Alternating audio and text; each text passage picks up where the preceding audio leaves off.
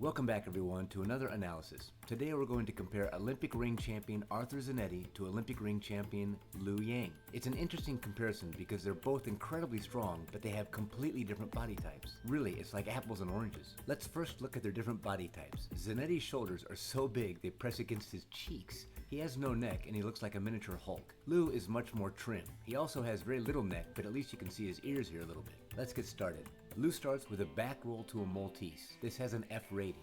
Here it looks like a perfectly balanced pivot into the Maltese as he circles around. This was done earlier in his career. Later in his career he showed more strength by lifting his chest and body up a little bit earlier before his body was completely turned over into the Maltese. Here's a slower look to see how he pulls his entire body up before completely turning over. His shoulders and head are completely even with the rings. This is a perfect position and it's as if he's laying on the ground. Zaneitti does a very well balanced pivot into his Maltese as well, but his technique is a bit different. He locks his large triceps on his lat muscle to cause a strong resistance which helps him to hold the Maltese. When you have tree trunk arms like this, you can do it this way. Very much like Lu, Zaneitti's shoulders and head are perfectly even with the rings. Lu always keeps his head down on his Malteses, but Zaneitti will sometimes raise his head. This is most likely a personal style choice. Zaneitti actually created the back lever pull up into a Maltese. It's called a Zaneitti. Lu does a butt planche position. This is very difficult and still not that common in the gymnastics world. Here's an honorable mention. Alexander Belendin, he's the creator of this skill. If you notice when he performs this skill, he pulls his entire body up more to the Maltese position and then he presses to the planche position. Lu pulls his body up to an almost full support before he leans into the planche. There's no difference in value, but a slight difference in technique. Zaneitti pulls him so fast and easy he does this. They also have a slight difference in their planches. Lu's arms are locked out straight. Zaneitti's arms are straight, but they're so big it's hard to tell. Let's take a look at some of their swinging elements. Zaneitti does a tuck Yamawaki into a pike Yamawaki right to a backup rise Maltese. Now the athletes often change their routines. Sometimes Zaneitti also does a whip it into the cross so we can compare here. The goal in this skill is to keep your shoulders as even with the rings as possible during the entire skill. This is as high as Zaneitti's shoulders go throughout this entire skill. It's exceptional. When we watch Lu, this is how high his shoulders go. As he circles around, we can see his shoulders don't really go above the rings as well, and I would say it's slightly better than Zaneitti.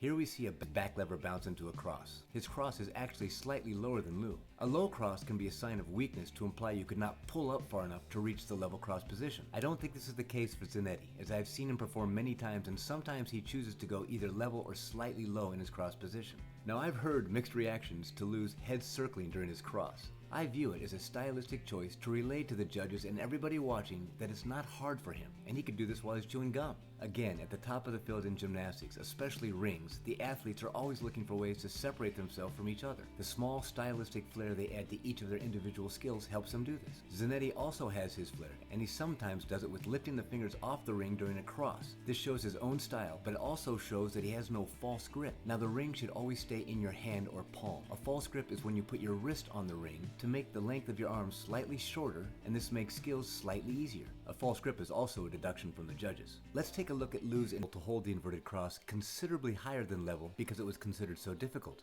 These days, with the athletes being so strong, they're much more strict to see the inverted cross held much closer to level, if not completely level. In other competitions, Lu shows that he's very capable to hold the inverted cross completely level. It's one of the best I've seen. Here are a couple honorable mentions of great inverted crosses. The first one is Jordan Jobchev. He's another ring legend that gets his inverted cross pretty much level. Another prodigy and monstrously strong ringman is Chris Lamort. He's perfectly level and slightly below level at sometimes, and seemingly has no problem holding this inverted cross. Just beautiful to watch. As far as the dismounts, well, the top ringmen are so strong these days and solid in their routines, there's much more emphasis on sticking the landing because a step or a hop in the dismount might be the only apparent deduction that stands out compared to the rest of the routine. If two athletes do great routines with incredible strength and stability, it's often decided by who lands their dismount better. Lu does a double twisting double back off the rings. I would say he sticks it more than half the time. Zaneitti does a full twisting double layout off the rings. I would say he also sticks his dismount a little more than half the time. In my opinion, I believe Lu is the best ringman in the world at this time. What do you think? Let me know your thoughts in the comments. Until next time, all my best and rock on.